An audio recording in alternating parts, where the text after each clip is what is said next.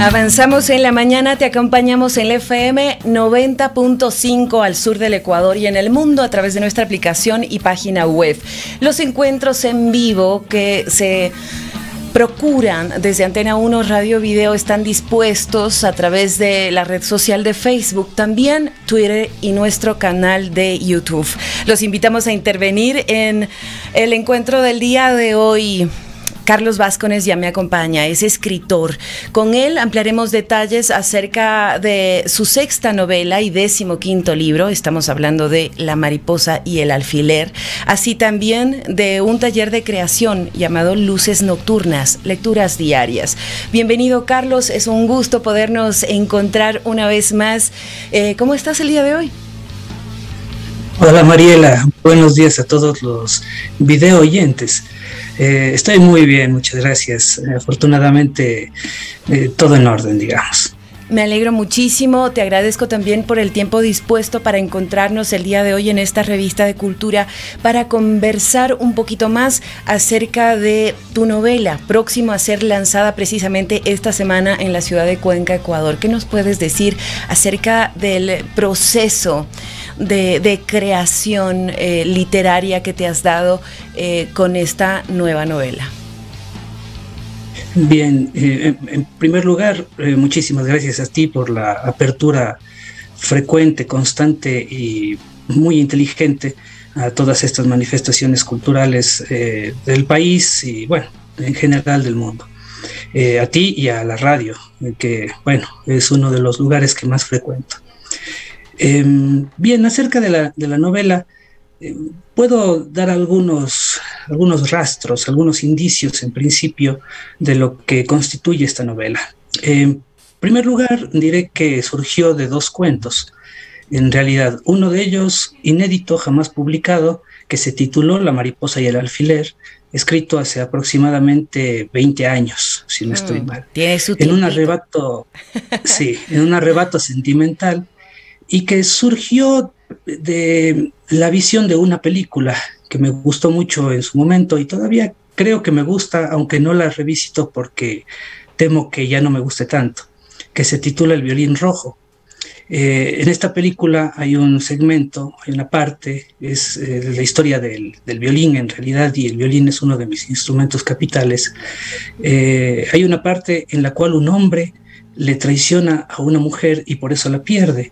Este es un violinista prodigioso, inglés, y en una carta que le escribe previo a su suicidio, le dice que él debió haber sido el alfiler de ella, que debió haber sido su mariposa, y no debió haber salido nunca del lecho. Entonces hay una breve connotación erótica en el germen de esta novela. Como digo, escribí ese cuento, en su momento no me agradó del todo, no me desagradó del todo, y lo dejé reposar pensando que era la mejor decisión. Con el paso de los años escribí otra historia que se publicó, esta sí, en mi último libro de cuentos, Las músicas secretas, titulada esta historia Danzar para que llueva. Y cuando un buen amigo mío, el escritor también Rodrigo Aguilar, me dijo que leyó el libro, este fue el cuento que más le cautivó, pero cuyo final no le pareció el mejor que yo hubiese podido pergeñar, digamos. Y él me dijo, hubiese preferido esto. Me quedé con esa idea y luego de un tiempo la recogí y dije, bueno, voy a desarrollar un poco más ese cuento. Y me di cuenta de que podía enlazar el primer cuento inédito con este. En este segundo cuento sucede algo inaudito que aquí les retoqué, que es una última petición de un moribundo. Un hombre que está en el lecho de muerte le pide a su hija que lo vengue de la mujer que le rompió el corazón y que no fue su madre. Entonces, es una petición bastante descabellada, pero siempre he pensado que lo descabellado está al pie de la vida y al pie de la letra. Entonces resolví que era la manera de arrancar con esta historia que no creí que se iba a extender tanto. En realidad es más larga de lo que pensé en un principio. Justamente hay tantas particularidades en este proceso que nos has resumido, porque tiene muchos recovecos de los cuales se nutre, ¿no?, el proceso creativo para esta novela. Bien has dado cuenta de que es una novela larga, de las más largas que has escrito, y en este sentido me gustaría saber en qué punto decidiste soltar el lápiz y liberar también todos los ajustes posibles que podías haber hecho con esta obra. Bueno, sí, a ver, uno, en mi caso en específico, uno empieza a escribir con alegría y con devoción. Esas dos cosas para mí implican la concentración necesaria para redactar lo que es una novela en específico. La novela, pues por todos sus componentes, por todo lo que es ella misma, nos obliga a una concentración feroz, digamos. A veces puede haber cuentos, puede haber poemas que surgen de súbito y que de un centón pueden ser escritos, como a veces de un centón pueden ser leídos. En cambio, una novela no, una novela necesita más trabajo. En este caso, el trabajo de tijereteo, el trabajo de podarla, me costó, porque dejé aparte muchas cosas que a mí me agradaron en su momento, pero que descubrí que eran de alguna manera innecesarias para la trama en sí. Me interesó sobremanera, en este caso, la historia, más que el factor estético, sin descuidarlo, porque por supuesto a mí me gusta encontrar la belleza en las cosas, aunque una buena historia con un buen desenlace, con un sorpresivo desenlace, es de por sí un factor estético.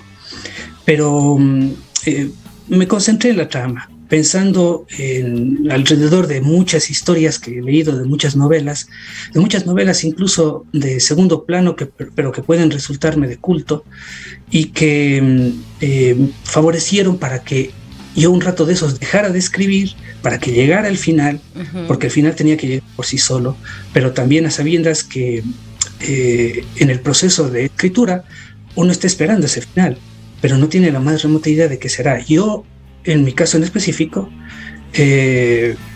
no sé cuál es el desenlace de las historias que cuento. Puedo saber cuál es el germen, cuál es el detonante, pero no en qué va a terminar. Eso no me ha pasado nunca, ni creo que me suceda ya a estas alturas. Es muy difícil que eso pase.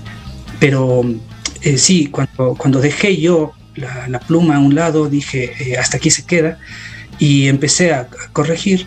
Me di cuenta que, bueno, por si acaso, entre paréntesis, creo que la corrección es la verdadera tarea del escritor. Sí, lo otro es maravilla completa, pero la corrección es como la relectura. La lectura es una maravilla, pero releer un libro es algo que nos causa otra suerte de emociones y otra suerte de complicidades con el autor y con nosotros mismos, con el nosotros que fuimos cuando leímos por primera vez. Creo mucho en la relectura y creo mucho en la corrección. A pesar de eso, la corrección, a pesar de lo ardua que es también satisfactoria, porque uno se redescubre. A veces uno escribe cosas que después dice, esto lo hice yo, y no cabe en ese momento en el espíritu que a uno lo anima, ¿no? Y yo te hago estas preguntas porque automáticamente mientras narras, uno puede figurarse, reconectar quizá esa línea con muchas otras líneas, no solamente en el campo del desarrollo artístico, sino también de la vida misma, ¿no? Pasa en las novelas y pasa en la vida misma también. Es tu sexta novela. Y yo quiero que me comentes también cuál es tu encanto con esta línea literaria. ¿Por qué vas a la sexta novela y no eliges otro campo de acción literaria para escribir? Por un factor estrictamente hedonista. Me gustan las historias, me gustan las tramas. Lo que más leo es novela, lo que más me cautiva es la poesía, pero me siento un inútil ante la poesía, a pesar de que podría decir que algo de poesía habría en mis textos, tanto en los cuentos cuanto en la novela. Creo también que he leído a grandes novelistas y grandes cuentistas que han hecho poesía mientras escribían prosa. Puedo citar a William Faulkner, puedo citar a James Joyce, al mismo Marcel Proust, y hay una cantidad enorme de autores en esa línea que son verdaderos poetas. Roberto Bolaño, el escritor chileno, decía que los mejores poetas del siglo XX son narradores, y son precisamente estos y otros que citaría, como Luis Ferdinand Céline, por ejemplo. No sé si es una manera descabellada de verlo, pero sí creo que existe una línea que enlaza todos los diferentes géneros literarios y que se pueden unir en una novela.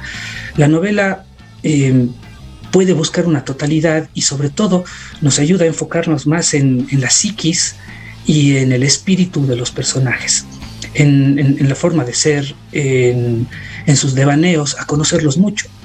Alguna vez en clases les he dicho a mis queridos estudiantes que posiblemente uno, al leer El Quijote de la Mancha, termine conociendo más al Quijote y a Sancho que a la propia pareja con quien uno puede convivir por años, porque uno entiende las razones y las sin razones, como dice don Miguel de Cervantes, para que alguien haga lo que tiene que hacer o deje de hacer lo que tiene que hacer, porque hay que recordar una de las cosas básicas, elemento básico de la literatura, y que alguna vez anotó Humberto Eco, es que la literatura nos deja ver mucho, sobre todo la novela, ¿no? Nos deja ver mucho lo que no hacen los personajes. Nosotros, como seres humanos, nos inclinamos a una tendencia y hacemos algo siempre estamos escogiendo y tomando decisiones, pero no nos damos cuenta siempre, no somos conscientes de lo que dejamos de hacer. En una novela, qué sé yo, de D.H. Lawrence o de Henry James o de Joseph Conrad, que es uno de mis favoritos, como novelista sobre todo, o en una novela de Franz Kafka mismo, un momento de esos sabemos por qué alguien deja de hacer muchas cosas y decide hacer una sola, lo que a todos nosotros nos sucede. Entonces empezamos a comprender, a sentir una empatía mayor hacia cierto personaje o una antipatía mayor hacia ciertos personajes. No importa, porque vamos comprendiéndonos también en ese escudriñamiento que hacemos. Escribir una novela, como decía el escritor Javier Vázquez, el escritor ecuatoriano, es como mirar por la cerradura de una puerta, poner el ojo ahí como hacen los niños y tratar de verlo todo sin ser percibidos. Me gusta mucho esa metáfora, ¿no? Sobre esto, yo quisiera que nos digas tu reflexión también personal, porque con los dramas de nuestra existencia pareciera que tenemos bastante. La situación política, económica, social, individual, familiar, global, relacional, todas nuestras relaciones. Mas, ¿por qué dices tú es válido juguetear con esa mirilla, ¿no?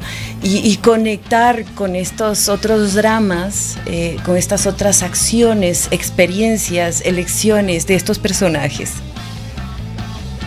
Porque sencillamente creo que comprendemos más.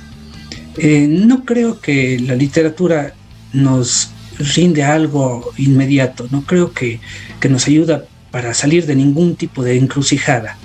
Más bien puede ser que incluso nos proponga más encrucijadas, pero nos sirve para tener una mirada más nítida y aguda. Goethe, el escritor alemán, decía que no hay nada más importante que mirar. Mirar es crear y crearse. Y de alguna manera el que escribe y también el que lee, por supuesto, están enlazados, son como almas gemelas, o una sola alma quizá. El que lee y el que escribe está mirando, está apuntando las cosas con el dedito, así tal vez un poco maleducadamente, pero las está apuntando y está diciendo con exactitud lo que es, o por lo menos lo que es para ese ser humano, digámoslo así, porque, como digo, hay muchos personajes de literatura que son mucho más humanos que nosotros, mucho más terribles que nosotros y mucho más salvajes también que nosotros. Pero es pertinente que se lea, y que se lea sobre barbaries, y esto creo en un plano ya místico, ya no en un plano realista, porque creo que cuando alguien escribe algo, eso no sucede. Fíjense, y cuando alguien lee algo, eso no sucede. William Faulkner y T.S. Eliot, el maravilloso poeta y crítico también ensayista, decían coincidencialmente que cuando alguien dice algo, eso no pasa, a menos que comprenda ciertos arcanos, ciertos misterios y que, qué sé yo, sea un hechicero o una bruja, ¿ya? Pero lo más probable es que si uno dice, hoy día de tarde voy a hacer esto, es que eso exactamente no pase. Entonces, la literatura, desde una perspectiva, repito, mística mía, desde una perspectiva que supera mi doxología, que es católica, diría yo que sencillamente al leer eso no pasa, al escribir eso no pasa. Así entonces, es que vamos, ¿qué te parece si vamos a escribir las pesadillas? Bueno, eso hicieron mucho. Creo que es el ejemplo más fehaciente de eso, pesadilla tras pesadilla. Vamos a escribir pesadillas precisamente para procesar, que creo yo, transmutar todas esas fuerzas hacia otros lugares. Aunque pienso que justamente a todo aquello que se percibe, se piensa de alguna manera, ya existe en alguna instancia o en alguna dimensión. Al punto, la mariposa y el alfiler. En esencia, se trata de una venganza. Y sobre esta venganza, ¿qué nos puedes decir? ¿Desde qué lugar abordas este tema, esta palabra connota tanto y nos acompaña desde tiempos inmemoriales a los seres humanos? ¿Cómo la trabajaste? ¿Cómo trabajaste en esencia la venganza para este nuevo libro? La venganza y todos los pecados son parte esencial nuestra, todos los concebidos pecados, ¿no? Alguna vez me dijo un buen amigo mío, ensayista, crítico de arte y muy buen poeta, José Luis Corazón, que anduvo por acá, me dijo, solo puedes escribir a partir de la venganza. No creo que sea así, pero grandes autores lo han hecho y creo que muchos lo hacemos incluso sin darnos cuenta. Pensé en principio en Shakespeare, obviamente, el gran drama vengativo de la historia de la humanidad, que es Hamlet, ¿no? El padre muerto por su hermano, que clama venganza y que lo vengue su hijo. De alguna manera hay un eco shakespeariano en este caso, porque la mujer, Claudia se llama, Ortega, recibe este encargo muy malicioso por parte de su padre que muere y que de alguna manera ella se siente en el deber de cumplir. En el decurso de la novela, en el transcurso más bien de la novela, la personaje principal, digamos ella, aunque no sé si sea la personaje principal, ella va encontrándose con escollos, pero sobre todo con escollos de su propia naturaleza. No sabe cómo vengarse, no entiende el camino que tiene que recorrer para hacer algo que está muy ajeno a lo suyo. Ella no es una persona que piense profundamente, que sea meditabunda, digamos, que tenga hábitos cercanos al arte, a la cultura, a la filosofía. No es así. Es una persona alejada de ello y por lo tanto este tipo de conflictos pueden resultarle a personas así que no se preocupan, digamos, de las humanidades, les puede resultar o muy sencillo o absolutamente complejo. En este caso resolví yo que fuera absolutamente complejo. Esa complejidad hizo que se alargue la novela y no hay una venganza, hay dos. Es más, la otra persona se venga de una forma todavía más terrible de la primera. Estos secretitos no voy a revelar porque me interesa, por supuesto, que se lean la novela. Creo que tiene una factura agradable. Como digo, me interesa mucho el sentido estético, que se escriba con gracia, que haya sorpresas si es posible en cada párrafo, como he encontrado en innumerables novelas, y que de alguna manera uno es el reflejo de lo que lee, ¿no? De lo que vive. de quienes tiene alrededor, y claro, si uno tiene alrededor libros, se da un poco el reflejo, su pensamiento, el reflejo de esos libros. Por lo que en principio diría que estoy muy contento con estas 350 páginas, sí es lo más extenso que he escrito, y con la serie de desenlaces. No tiene un solo final. Digamos que puede tener más de un final y que incluso tendría un final abierto, dependiendo, claro, de la imaginación del lector. Es presentada bajo el sello Grado Cero Editores. Esta nueva novela de Carlos Báscoles será presentada por los escritores Catalina Sojos y Agustín Molina. El lanzamiento del libro será en la sala de conciertos de la Casa de la Cultura Núcleo de la SUAY esta semana, el jueves 15 de julio, a partir de las 18:30. De aquí en más lo dejamos también para los lectores inquietarse. Es un tema, has leído a Báscoles y estás interesado en pues acceder a este nuevo material de Carlos. También sabemos que has propuesto un taller de creación que se llama Luces Nocturnas, Lecturas Diarias, ¿no? Es aproximativo a las nociones más elementales de la creatividad literaria. Me contabas también con micrófono cerrado que este primer taller ya está con los cupos llenitos, pero que se visualiza la posibilidad de un nuevo taller. Cuéntanos un poco al respecto. ¿Se abre, no se abre? Porque nosotros hemos colocado en la parte de texto en nuestras redes sociales también el link para la inscripción a este taller. ¿Qué nos dices, Carlos? Muchas gracias. Sí, la próxima semana, con el aval, el soporte logístico y demás de la Casa de la Cultura de la SUAY, voy a llevar a cabo este taller de creación literaria, sobre todo de creación dentro de la narrativa, que es mi fuerte, ¿no? Tanto en cuento como en novela. Sí, afortunadamente la recepción fue muy agradable. Ni bien se abrieron los cupos, no casi al día siguiente ya no había cabida.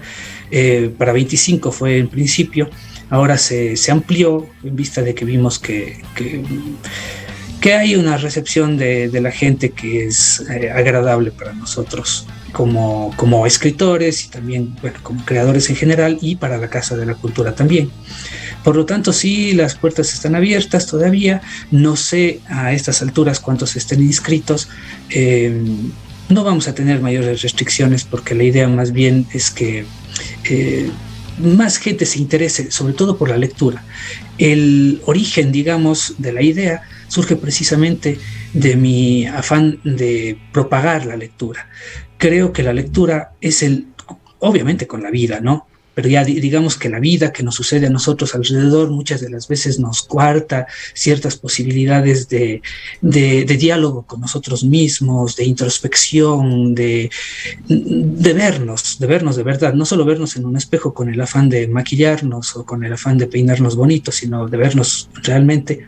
Creo que a veces estamos emparedados por la vida, y aunque es, por supuesto, la mayor fuente de inspiración que podemos tener para todo, la lectura, los libros en sí, sobre todo ciertos libros, son la mayor fuente de inspiración que puede tener un escritor. No concibo, bajo ningún concepto, un escritor de cualquier rama que sea, que no conozca sus fuentes, sus bases.